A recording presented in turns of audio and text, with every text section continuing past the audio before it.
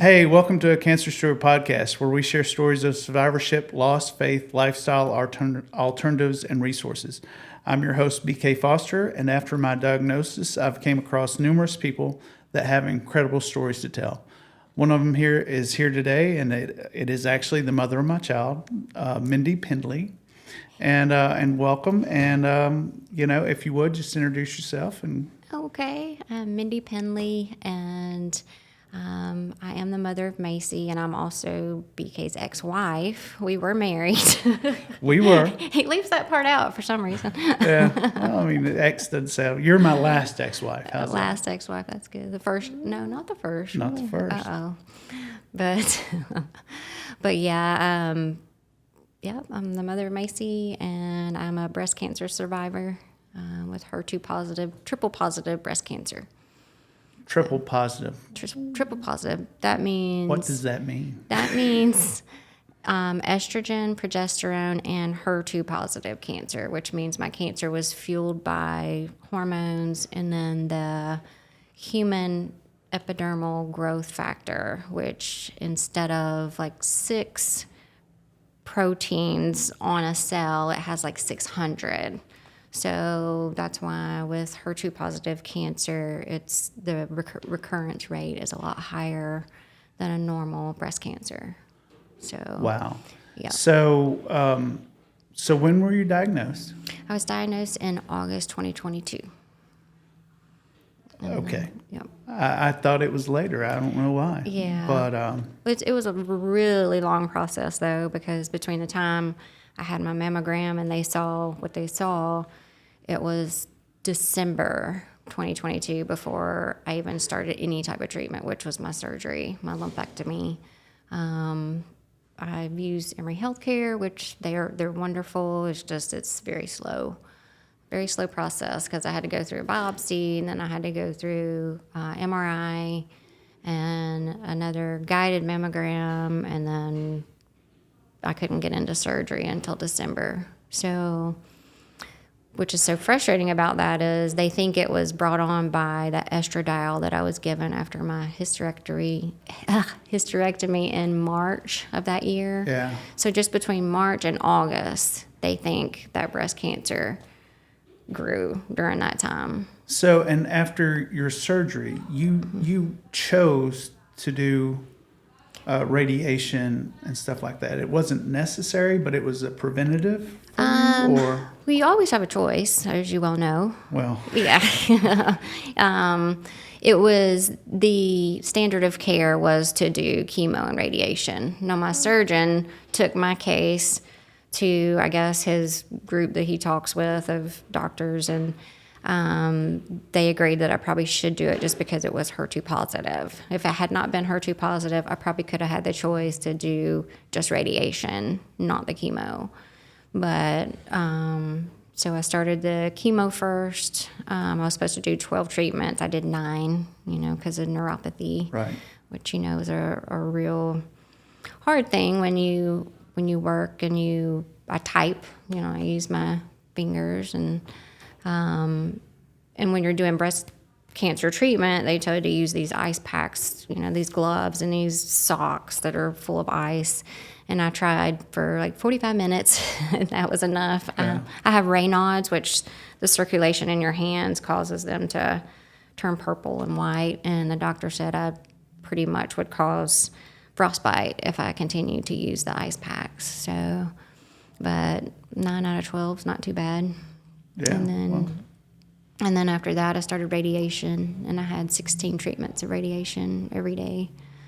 And radiation's not horrible. It's just you get burns from that and very tired. And but then I had to do a year of pinpointed infusions, which is called Herceptin, which it pinpoints that HER2 positive receptor, which is the good thing. The HER2 positive is very aggressive, but yet it's very treatable. So they make medication that goes straight to that receptor and kill it in that manner. So I had to do that for a year.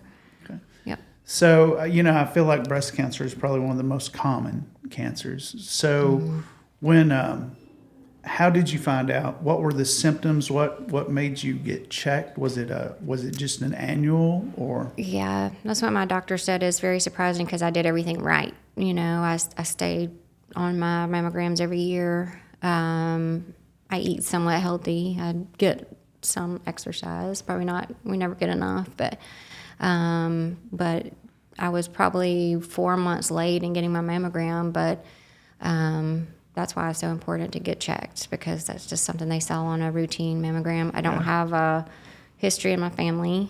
I don't smoke. I don't drink. I don't have a lot of risk factors. I'm not obese.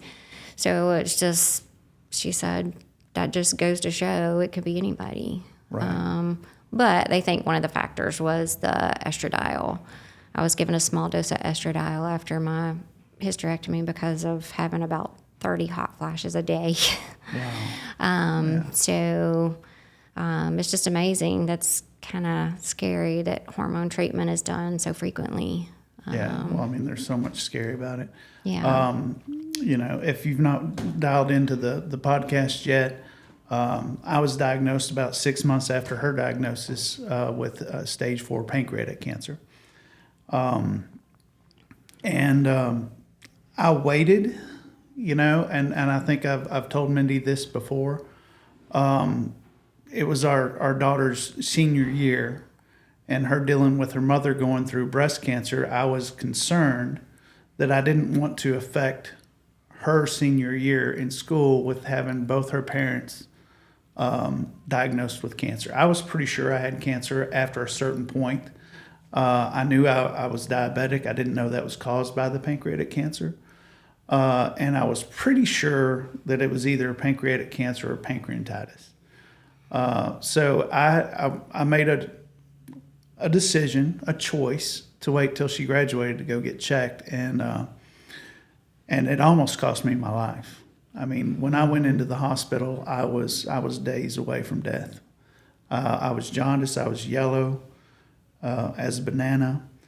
And, if I had to do it again, I think, my daughter would probably rather me be alive than take that chance. But, you can't go back and turn things around. So, but she came through it. I didn't want to affect her senior year. That's an important time, and she's a great student. She's been the best child. I mean, like Mindy said, we were married, and we were married for about 10 years, and had Macy late in that 10 year. We probably about 7 years in, and what I can say is that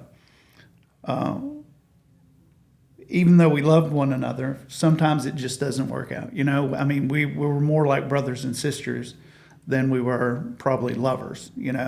And there's several factors to that, and. But there's always been love, I mean, it's tough, divorce is always tough for but we've come together, and, I'm a restaurateur and a consultant, and I open a lot of concepts for people. And even in the tough times, I thought it was really fantastic of Mindy to make sure my daughter was there for every opening. She was there for every opening, no matter where we were. I mean, for the first few years, we really didn't even talk. Everything was through text. It's just part of going through it, But I will say that you have been like the best co-parent, and a great parent, and we've got the best child. Yeah, we're a little biased. Well, I mean, she's 19 she now, is. but Yeah. she really is. She's got her head on straight, no matter what we did to her. But I actually chose to get genetic testing, because Dad had pancreatic cancer. My mother died in 1999 at the age of 58. And she had brain tumors that wound up spurring off, and she wound up having liver cancer. So luckily, the genetic testing came out, negative for me. So there's no Me too. no chance. So, I'm not saying that outside factors aren't going to, affect her life at some time and point, but to know that the family tree as a part of that is going to be good. Yeah, I was tested for the BRCA gene as well, just because of that, and But like at her appointments, they tell her, you probably need to be checked sooner than later than most people, just because even if we don't have the genetic history, there's that predisposition, I guess. Right. So, yeah, but that's something she'll live with. But Yeah. Well, she's strong. I mean, she hates. Mindy knows my aversion to medications. I used to work for a health food grocery store chain, and I've never liked medications over the counter. I probably hadn't taken an aspirin since 2006, 2007. And Macy gives me crap. She says it's God's little trick on you. You don't like medication, now you got to do chemo, and I'll tell you, I have a big aversion to it, and, I've told Macy that I don't know how long I'll do chemo. I truthfully am probably only doing it for her. It's helped, I'm not saying it hasn't helped. It's a big part of my treatment, but I don't know how long. I've lost over 100 pounds, which I needed to lose at least 80. I've lost my hair. I've lost the feeling in my hands and feet, and then there's the blood work things that they don't mention that chemo kills. If I was to die tomorrow, I feel like I would die from chemo and not cancer. And I think a lot of people kind of feel that way. And I don't know with the radiation. With me, this last round of chemo, the first round wasn't that bad, but this one, the fatigue. The fatigue's the biggest thing. It was hard for the first 3 months, especially the mindset. So when I first got diagnosed, I was in the mindset that I'm going to beat it. It's like I got diagnosed. It was June 8th.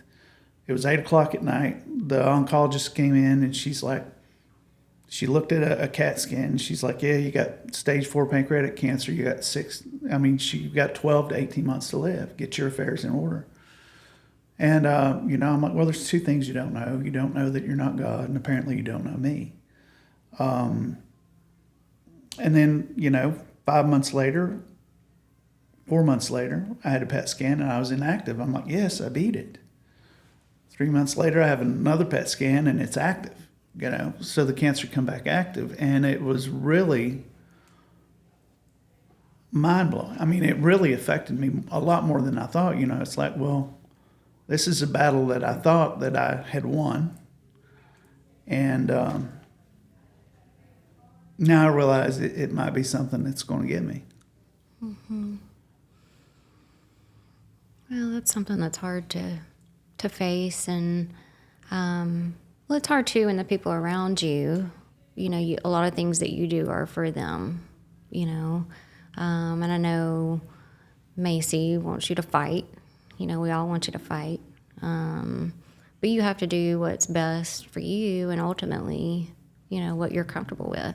Yeah. You want to be you. Well, we've talked about that. You don't want to be someone else. And when I looked like a bald rat, after my treatment, it was... it was difficult. You don't have eyelashes, you don't have eyebrows, you don't have hair, and, but there's something on the other side of that. But with yours, it's a little different because you're just fighting, to stay alive. And right. Which, and I don't mean to interrupt either, but, with pancreatic, stage 4 pancreatic cancer especially, they say the average lifespan is 5 years, and, if I can make it to 60, I'm about to turn 56. If I can make it to 60, I'll be a happy guy, as long as I have quality of life. When my cancer went inactive, I asked my oncologist, and I don't ask enough questions. I'm not as technical. I can't technically tell you what I've got, what chemo I'm on, stuff like that. I'm a guy. But, I did ask her when it went inactive in October, at the end of October. I said, does that mean that I no longer have stage 4 cancer? And she's like, no, you'll always have stage 4 cancer. And even though, when it came back, it doesn't come back to the same places. Like if it's in my liver now around a permanent stent they put in, it's in some lymph nodes in my back. That's where the activity is. And I've got a little one behind my heart on an artery. And I had one there earlier, but it's different places. But even if it's liver cancer, it's still going to be stage 4 pancreatic cancer. It's where it started, where it originated. Yeah. Well, just like mine, the chances of it coming back in the breast are slim. It will either be brain, bone. That's the biggest, chances of where it will be, the highest being brain, which is really scary, but it's still breast cancer. And it's just hard to understand. Yeah. It's breast cancer with mastis. It's so hard for me to say the word. They call that the blood-brain barrier, like when it gets to the brain, and once it gets there, it's kind of tough, I'm told, Yeah. When I was going through my radiation, there was a lady there that had it originated as breast cancer, but she had brain cancer. And, it makes you look at other people and think, somebody's always got it worse, than, Yeah. But Which, I did an interview, one of the last interviews I did for the podcast. It was a girl that had a young lady in her mid-60s that has pancreatic cancer as well. And she's like, well, how bad do you have it? She's like, if it's just the fatigue, it's just for a couple days and stuff like that. And it makes sense, but, how far do I go against my constitution of not wanting, traditional medicine? I'm spending a lot of time. I'm spending about 3 hours a day on alternative things, to help my neuropathy. I take elixirs that are cancer killers throughout the day, and I'm not giving up the fight. But I don't know. I've got a PET scan Friday that I'm going to have to make a decision on. If it goes inactive, do I continue chemo or do I not? When I went back active, I fought with the oncologist. We fought for about an hour, and she said, it came down to it. She's like, well, do you want treatment or do you want quality of life? And I don't know that there needs to be a difference. yeah, it'd be nice if there's a happy medium, And both of those to her involve some sort of chemo, but every chemo that I have an option to causes neuropathy. Now, when you can't feel your hands and feet, I can't feel my legs from my knee down, and I'm taking some alternative medicine for that. That I have some equipment at home that I use for 2 hours a day. Well, yeah, it's difficult. I used to type 70 words per minute, 80 words per minute. Yeah. And now, I miss letters because I can't feel my tips of my fingers, and there's no guarantee that it ever comes back. So they did mention to me acupuncture. I don't know if that's something you looked at. And my guys offered that too. And, I'm like, let's just work with the equipment that I have and see where it goes. And I've saw some improvement. I'm about 7 weeks in now of a 12-week program. And even after the program, I'll probably just continue to use the equipment, because it just stimulates, Right. But I went from the chemo creating like these electrical shocks up my legs, maybe 60, 70 a day, and having a little bit of neuropathy right after chemo. And then all of a sudden it went from those electric shocks to where I couldn't feel my hands and feet. It's just those nerves dying, I guess. Yeah. Yeah. And, chemo kills more than what we can see too, there's, like I said, there's all those little blood tests that, my red blood cell count's down, my potassium, my sodium, there's just all these things. And, I've just got to decide. Chemo is totally against my constitution. But right now, my quality of life isn't that bad. Right. Well, like I said, sometimes you do it for more than just you. So Right. you have to Well, remember that. and, I feel like, the same night that I got diagnosed, I had my conversation with God, and I said, look, if you're ready for me, I'm ready to go. I feel like I live a good life. And if you're ready to take me, I feel like I would have lived a good life. But if you got something for me, let me know, and I'll be your soldier. And that's where the podcast came from. That's where, Leave Your Thumbprint came from, and the BK Foundation, that's the kind of the umbrella for them all. So with Leave Your Thumbprint, what I'm trying to do is help create legacies. There's a board there. And what I really want to see is these boards in every infusion room, in the next 2 to 5 years. And my oncologist actually had a great idea, because I was thinking about the ring the bell. And I said, look, I'll never, as a stage 4 cancer patient, I'll never be able to ring that bell, because she told me I'll be on chemo for the rest of my life. Mm-hmm. And I'm like, no, well, no, I won't. I'll make that decision at some point. But she's like, instead of doing it at the end when they're done with chemo, you should do it when they come into chemo, because, and I don't know. I mean, as being diagnosed, there's so many questions, and it's easy to find the fear of the unknown, right? And I think a lot of people kind of lose their faith, and you never know what's going to happen when you get diagnosed. Luckily, the faith got stronger in me, and I chose faith over fear. But with so many questions, when you go into chemo for the first time, you're in the oncologist's office, you don't know. You see, I'm in a room that has about 13, 14 chairs with others at different stages in their chemo, and everybody's willing to talk about what they do. I had to take a pack home, so I took take-home chemo for 2 days. So they talk about that, and everybody wants you to name it. I'm like, I'll never name my pack, because I'm not going to get attached to it. Yeah. But, I think here, if people can put their thumbprint on it and the color of their cancer, and, we'll have a QR code that kind of takes them to the podcast that hopefully answers their questions, lets them know that they're part of a community, whether they wanted to be or not. None of us want to be in the cancer community. Right. But even if you're not, I feel like a Cancer Story podcast is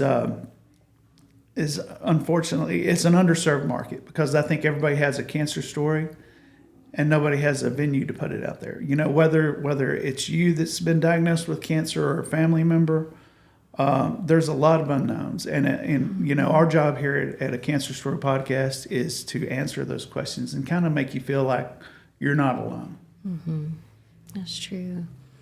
Well, and it is scary the first time you go. I know with my experience, my first day for my first chemo infusion, I went to the restroom, and there was a girl in there who had no hair. She had all of her stuff with her. Everybody the first day brings, all this different stuff that they think they're going to be able to use, while they're there for 2 hours or 3 hours, whatever. And she was in the floor on her knees crying in the bathroom. I mean, just not just crying, but sobbing uncontrollably. And, that scared me more than anything. Yeah. That's not what I envisioned for my first day. I envisioned... Like, at what point, and you do, yeah. At what point am I at that stage? Right. And you ask yourself, because you see people in those chairs at different stages, and some are lighthearted like myself about it. Mm-hmm. And then some, chemo kicks people's ass. I see people with their little vomit bags, my bowel movements will never be the same, I guess because it's in my GI tract and I just don't process food like I used to. Mm-hmm. But you just see people different stages. You see people just crap themselves in their chair. Yeah. And those infusion nurses. Yeah, they're angels. They are angels. For what they have to put through. And mm-hmm. when I go to the bathroom after chemo for the first 3 days, I have to flush the toilet twice. If I had an animal in my house, like if I had a dog or cat that was to drink out of the bowl after I'm done, it could kill it. It could kill it. Yeah, that's scary. You know, and that, I mean, what's that doing to me? Yeah, it is. And you see all different kinds. I mean, I thought I was going to work, while I was going through my chemo. Because I saw, like, one lady just sitting there, just typing away on her computer. Well, they gave me such high doses of steroid and Benadryl at the same time. So those are two different things going two different directions. Yeah. I mean, it was like lights out for me. I mean, people try to talk to me, and I was just like, I couldn't talk. I'd slur my words. I would just ask them not to talk to me because it was a horrible feeling. You feel like you're just don't talk to me. I know.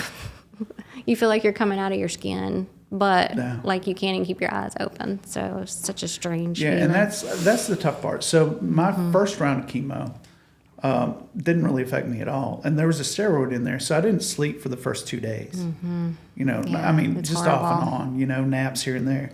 And then I didn't realize that they didn't have the steroid in this next round, this round that I'm doing now. And I'm like, man, I get home from chemo, I go to bed, and I don't get out for 2 days. Yeah. I mean, It's a big I do, difference. but I don't, and it's like, and it was a fight, and a lot of it was my mindset about, me finally realizing that, this stage 4 it's eventually going to get me, however I choose, like I said, I'd rather die from cancer than chemo. And I feel like right now chemo's killing me. Right. From the inside out. But like I said, my quality of life isn't that bad. I see a lot of people in those infusion rooms. It's a lot worse than me. Right. Yeah. That's true. And everybody responds differently. I mean, and some people have 3 or 4 people in there with them, and they feel like they need, that. I wanted to be alone. And that's, everybody's like, well, why isn't your husband going with you? Or why is don't you want your daughter with you? I'm like, no, I just want to be alone. I want to sit there and be quiet. And, I even drove myself home, which I probably shouldn't have. But well, and I don't mean to interrupt, but I was the same way. I mean, I'd rather be alone, but I had this group of friends that was always there. Like I'd have 2 or 3 people every time I went to chemo. They wanted to ask questions because they know I don't ask questions. So we're in there with the oncologist, and they're asking questions, and they're writing down their notebook. And I'm like, I just want to be left alone. And like the first opportunity I saw, one's a school teacher. So when she went back to school, it's like, all right, I can finally just go by myself and be by myself. And then I'm like, they don't want you to drive home. Especially my first round of chemo was really, really high dose. I mean, they hit me hard with it. But I'm like, I'm driving home. I can do it. yeah, probably not the best thing, but I think with me, I was just still sleepy. So, but at least I wasn't far. So.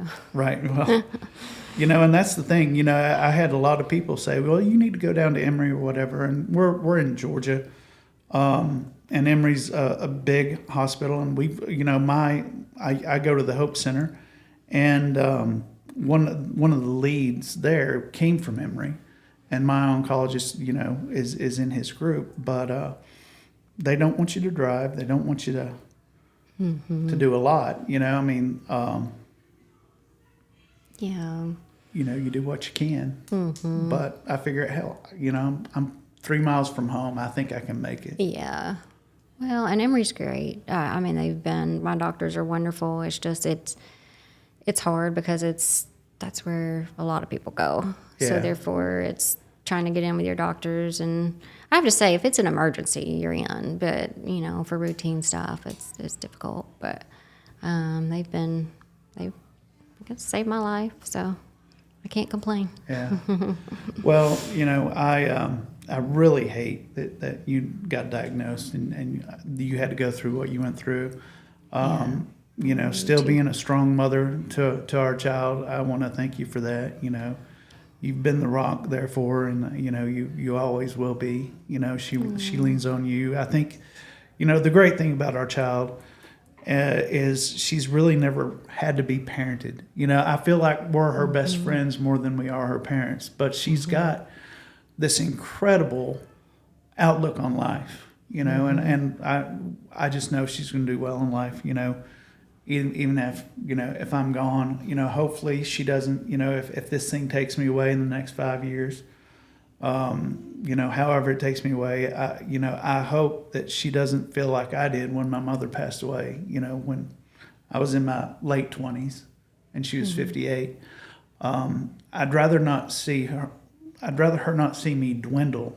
I'd rather her know who I was, Right. than whatever. But I think she's strong, and there's going to be there's always going to be regret, and part of Leave Your Thumbprint is I feel what I want to do is create videos for I might not make her college graduation, so I'll create a video to where she can share that I can share that with her when she gets married, has kids, maybe even a bad day. That's part of Leave Your Thumbprint that I want to do.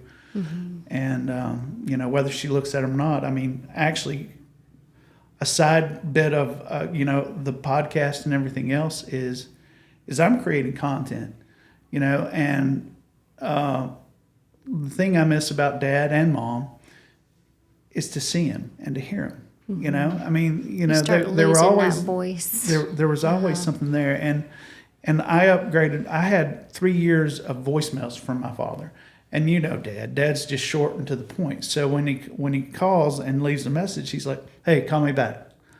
3 years of that. Yeah. That, but I could hear the decline. Oops, sorry. I could hear the decline, but I had them, and then I upgraded my phone, and I thought they'd transfer over, and they didn't. Right. So for Macy, for me to create something to where Macy can see me and hear me. Right. She'll appreciate that. If this does eventually get me, whether she ever looks at it or not, who knows? And she will. She will. Right now, she doesn't want to talk about it. She doesn't want to think about it. At her age, I think they think if it's cut and dry, as long as you're doing your chemo and this and that, everything will be fine. But she's from the age, and I think a lot of people feel like this. They feel like, medication is the answer, and I've never felt like that. And that. I mean, and I'm not saying that medication is bad and wrong. It's just never been a part of my life. Right.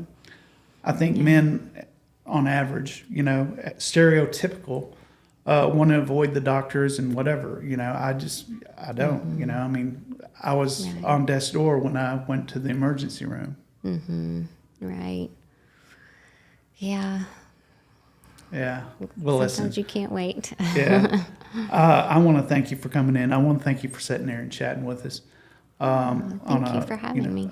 A cancer story. I feel like we've got a lot of good to do here with this podcast, and you sharing your story. I'm surprised that you're the first breast cancer patient that we've had, because I feel like that's probably one of the most common. But I do want to thank you for that. And guys, if you found it to value in today's message, please subscribe to a Cancer Story podcast. Also, check out our website at bkfoundation.com, where you can browse our merchandise and become a part of our community. The ghost in this house now, in all these empty rooms. If you said you never come back, it would still be too soon. I guess